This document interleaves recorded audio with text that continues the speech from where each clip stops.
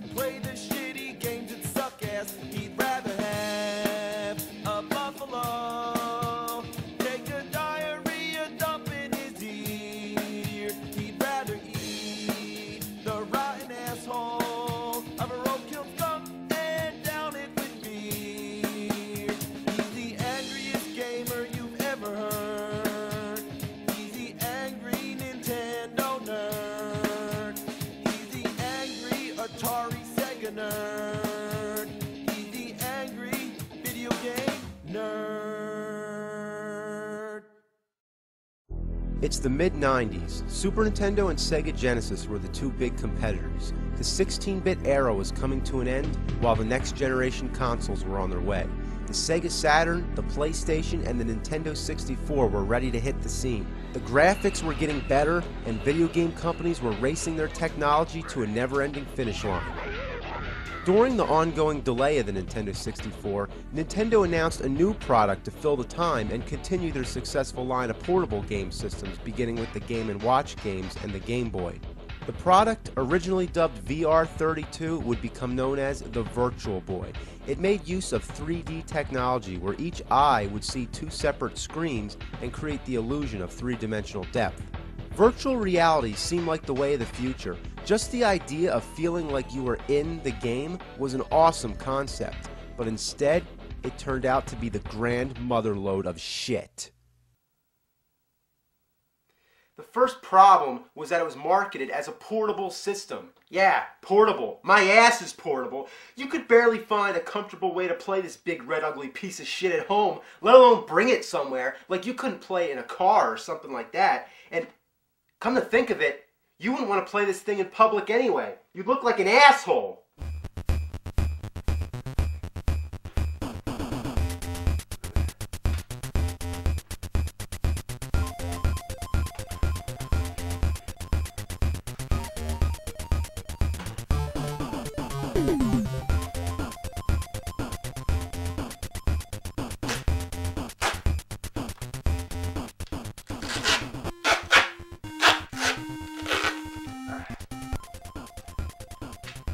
Why isn't there a head strap? Let's think about this. This must be one of the worst designs for any invention in history. It's basically a pair of goggles on a stand. To me, that translates to a pair of eyeballs on legs. The controller's really weird too. It has two D-pads and the battery pack is attached to it. You can swap it with an AC adapter, but when you're playing on a table, it can come loose and shut off your game. The 3D effects are hard to focus and they strain your eyes. There was even a warning on the box that said it could cause headaches and seizures. That's great, right? It's like the cherry on the shit sundae. How would you like to play bad games and have a headache too? But before I say the games are bad, let's take an honest look. Unfortunately, the only way I can record these games is to zoom into the eyepiece, so please excuse the guerrilla-style videography. Let's begin with Mario's Tennis. This was one of the first Virtual Boy games to be released, and it's usually the first one that most people have played. It starts out with Mario hitting a tennis ball right into your face. The 3D effect is actually pretty effective, but without experiencing the actual game, you can't see it. Now, the main thing that disappointed everybody right from the beginning was the fact that the games are all in red and black. Now, the original Game Boy was in black and white, or black and greenish yellow, whatever, but the Virtual Boy was supposed to be cutting edge, so it was fair to expect it to be in color. What a letdown. Now, as for the game itself, it's just tennis, but with a selection of Mario characters. Not bad, but nothing special. The big problem for me, personally, what the hell kind of virtual reality game is this? I don't feel like I'm on the court interacting. I would have expected this to be in a first-person perspective. The whole idea of virtual reality is to simulate the experience of the game like you're actually in the environment. It's supposed to feel like reality, hence the term virtual reality. Here's another one, Galactic Pinball. Well, it's just a pinball game with a space theme. The 3D effects are pretty shallow on this one. Nothing ever really comes up in your face. To use the paddles, you hit the buttons on the bottom of the controller, which feels like using a real pinball machine, but you expect to be able to hit the button harder to hit the ball harder. So in the long run, it just makes you wish you were playing a real pinball machine instead, or anything other than this. I feel like I'm taking an eye exam. And speaking of that, my eyes are starting to hurt already. If you play this long enough and go blind, you can really become the pinball wizard. Okay, now we have Teleroboxer, kind of like Rock'em Sock'em Robots. And holy shit, it's a first-person perspective. This is a little more like virtual reality. The gameplay is pretty much the same as Punch-Out. You can punch to the face, punch the body, hook, uppercut, duck, dodge, and you can make use of both D-pads, which individually control each arm, so you can block with one arm and punch with the other at the same time. It's not bad, and the 3D effects are cool, especially when your opponent knocks you out. Next up, Red Alarm. Well, red is right. All the games should have had red in the title. It's basically a flying game like Star Fox. Remember what the graphics looked like on Star Fox? Everything was a polygon, but imagine that in red and black without any rendered shapes whatsoever. Everything's just a wireframe. It looks like a game that hasn't been finished.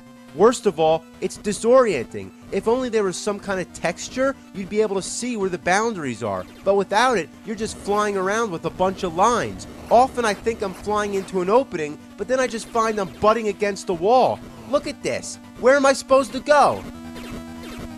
One thing that's cool is that you can switch camera angles. I choose the POV because, after all, isn't this supposed to be virtual reality? Unfortunately, Red Alarm and Teleroboxer are the only two Virtual Boy games to have this feature. Next up is Wario Land. You take control of Wario with one basic goal: reach the end of each level. Along the way, you gotta find keys to open doors, collect treasures, and fight enemies. You stomp on them, throw them, or dash into them. There's also parts where you can leap into the background, obviously trying to cater to the 3D gimmick, but it's actually a good game. Damn good. But only one problem. It's on Virtual Boy. Next we have Panic Bomber. It's a puzzle game, and a decent one I might add. Basically, things fall down and you gotta match 3 of a kind in a row, in a column, or diagonal. The match pieces disappear and you get bombs. When a lit bomb falls, you can use it to blow up the other bombs. Now, I have one question. Why in the holy mother of fuck does this need to be on Virtual Boy? It's a puzzle game. This is the kind of thing that belongs on Game Boy. Not only is there nothing remotely 3D or virtual reality based, you can only play it alone. Aren't puzzle games most fun when you have friends to play with? Well, Virtual Boy actually had an extension port for a multiplayer cable. It would have been used to link 2 Virtual Boys, much like the Game Boy did. But the only problem, they never released the cable or made any games that supported it because the Virtual Boy sucked so hard it was retired before such a thing could be released. Next, we're up to Mario Clash. Every Nintendo console had its own definitive Mario title, and this, you would hope, would be decent. But what you get is basically a remake of the original 1983 Mario Bros. Arcade. Each level is just one screen, and the goal is to knock out all the enemies, except for the Koopas. You stomp on them and use their shells to throw at the other enemies. Some of the enemies, like the ones with the 3 spikes on their back, have to be killed from a distance. So it's basically Mario Bros. With the background and foreground. What bothers me about this game is just one simple problem. They swapped the buttons. B is jump and A throws shells. How did they fuck up the controls for a Mario game? Why change what we grew up with? Why change what's been firmly planted in our brains since childhood? There's also a bonus stage, and look what we have here, texture. It's nice to see a floor that's fully rendered for once. Overall, Mario Clash isn't bad, but it's repetitive, and it goes on for 99 levels, probably making it the longest Virtual Boy game. And since it causes eye strain, it shouldn't be finished in one sitting. Next, Nestor's Funky Bowling. Any subscriber to Nintendo Power knows who Nestor is, and this is probably the only game he's ever been in. All I can say is, it's bowling. That's what it is. But I don't know what's so funky about it. It's just an average bowling game with the same 10 pins over and over. The animation on Nestor's reactions is pretty fun to watch, but other than that, there's not much to say. Okay, next is Virtual League Baseball. You bat, you run, you pitch, you catch, you run, you throw. It's baseball.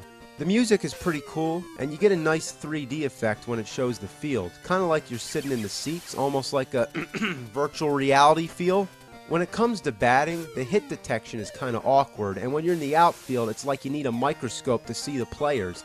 It's such a strange sensation to be controlling sprites the size of ants, kind of like North and South on NES. Now let's do Vertical Force. This one is a 2D shooter, kind of like Galaga, 1942, or R-Type. It's a genre that's classic as a good old TV screen. The only 3D part is that you can switch between two different altitudes, so it's kind of like 2D 3D. Sometimes you gotta fly up or down to avoid obstacles, but most of the time you can just stay where you are. The 3D effect isn't even that deep anyway. This is another perfect example of a game that doesn't need to be on Virtual Boy. Next is Golf. That's it, just Golf. Of all the games with this title, I'd stick to Golf on NES. You pick your club, you line up your shots, and that's about it. Just the idea of playing an 18-hole course on this makes me sick. The graphics are decent, but they beg to be in green and black rather than red and black. Well, it would be nice if it was in color, but let me tell you, if there's one color that I imagine when it comes to golf, it's fucking anything but red.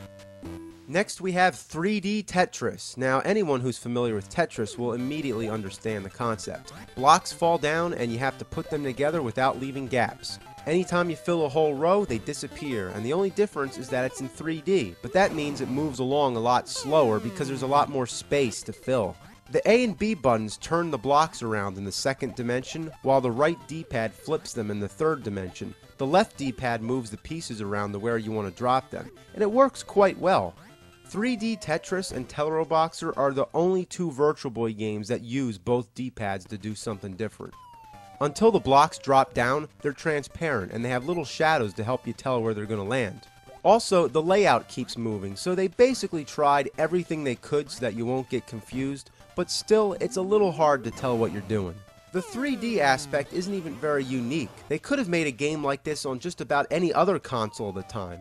While the Virtual Boy does place parts of the graphics in front of other parts, the blocks here are just two-dimensional shapes drawn to give the feeling of the third dimension without actually doing so. It's like if I just draw on a piece of paper. There, that's 3D. I'd say just stick to regular Tetris. Well, now we save the worst for last. It's Waterworld. Now, let's just stop for a moment and take this in, okay? Waterworld on Virtual Boy. It's like puking on a pile of shit. Alright, here we go. Ocean presents Waterworld. How ironic. Well, as far as the graphics go, too bad they couldn't use the color blue. I mean, they had two choices for the water. It could have been red or black. Well, at least they chose black, because if it was red, we'd be calling it Blood World. Either way, it looks like shit. It does look like shit. The object of the game is just to shoot everybody and rescue the people. It's basically a remake of Defender. There's not really any goal other than getting a high score, which really helps since it doesn't save any data. There's actually a 9-player mode, which I honestly find hard to believe.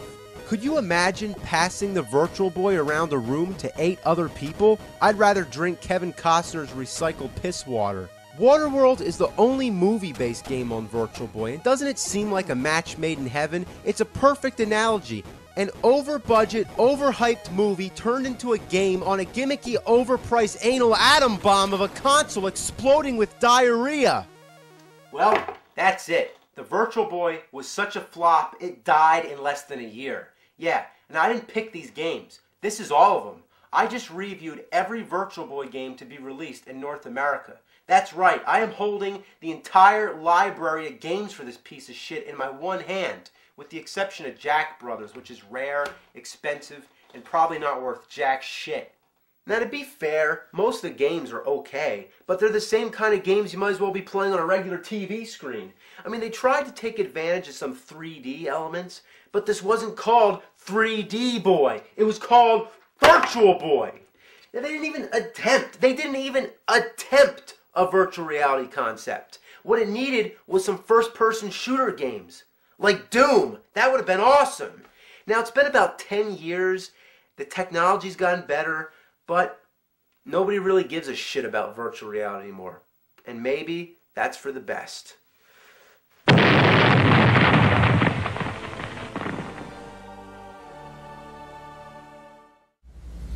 It does look like shit.